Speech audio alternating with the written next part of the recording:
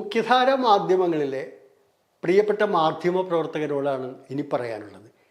ഈ മെഹുൽ ചോക്സിയുടെയും നിരവ് മോഡിയുടെയൊക്കെ കേസ് പറയുമ്പോൾ അവർ പഞ്ചാബ് നാഷണൽ ബാങ്കിൽ നിന്നും വായ്പാ തട്ടിപ്പ് നടത്തി വിദേശത്തേക്ക് മുങ്ങി എന്ന് പലപ്പോഴും പ്രയോഗിക്കാറുണ്ട്. പ്രിയപ്പെട്ട മാധ്യമ പ്രവർത്തകർ ഒരു കാര്യം മനസ്സിലാക്കുക, വായ്പാ തട്ടിപ്പ് നടത്തിയല്ല ഈ രണ്ടുപേരും വിദേശത്തേക്ക് പോയിരിക്കുന്നത്.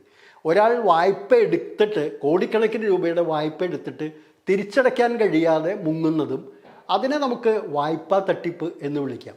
വിജയ് മല്യയുടെ കേസിൽ അദ്ദേഹം ചെയ്തിരിക്കുന്നത് ബാങ്കുകളുടെ കൺസോർഷ്യത്തിൽ നിന്നും 8,000 കോടി രൂപയുടെ വായ്പ എടുക്കുക, അത് തിരിച്ചടയ്ക്കാതെ മുങ്ങുകയും ചെയ്താണ്.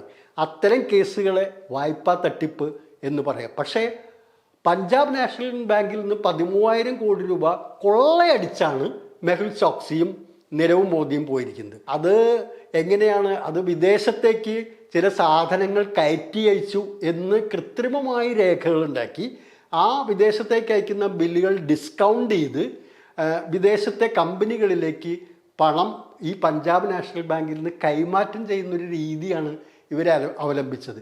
ഇത് അക്ഷരാർത്ഥത്തിൽ പകൽ കൊള്ളയാണ്, കൊള്ളയടിക്കുകയാണ് ചെയ്തിരിക്കുന്നത്. അതായത് മുംബൈയിലെ ബ്രാഡി ഹൗസ് എന്ന് പറയുന്ന പഞ്ചാബ് നാഷണൽ ബാങ്കിൻ്റെ ബ്രാഞ്ചിൽ നിന്നും ഉദ്യോഗസ്ഥന്മാരുടെയും ഉന്നത ഉദ്യോഗസ്ഥന്മാരുടെ അടക്കം സഹകരണത്തോടെ ബാങ്കിൻ്റെ സിസ്റ്റത്തിനകത്ത് കടന്നു കയറി കൃത്രിമ രേഖകൾ അപ്ലോഡ് ചെയ്ത് അതിൻ്റെ അടിസ്ഥാനത്തിൽ 13,000 കോടി രൂപ വിദേശത്തെ തങ്ങളുടെ അക്കൗണ്ടുകളിലേക്ക് മാറ്റുകയാണ് ഈ മെഹുൽ ചോക്സിയും നിരവ് മോദിയും ചെയ്തത്.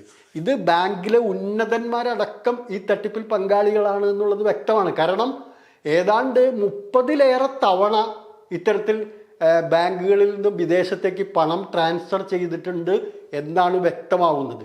അങ്ങനെയാണ് ഈ 13,000-ൽ പരം കോടി രൂപ അവർ വിദേശത്തെ തങ്ങളുടെ അക്കൗണ്ടുകളിലേക്ക് മാറ്റിയത്.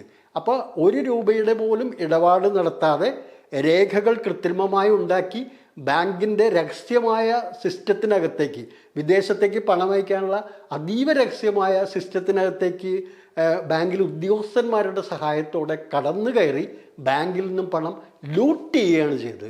ആ ലൂട്ട് ചെയ്തതിന് പോകുന്നതിനെ ബാങ്ക് വായ്പാ തട്ടിപ്പ്, വായ്പ എടുത്ത് മുങ്ങി എന്നുള്ള വിശേഷണം പ്രിയപ്പെട്ട മാധ്യമപ്രവർത്തകർ ഇനിയെങ്കിലും മാറ്റണം. അത്തരത്തിലുള്ള കാര്യങ്ങൾ വരുമ്പോൾ അല്പം കാര്യങ്ങളൊന്നും മനസ്സിലാക്കിയതിന് ശേഷം റിപ്പോർട്ട് ചെയ്യാൻ കൂടി തയ്യാറാകണമെന്ന് ഒരു അപേക്ഷയുണ്ട്.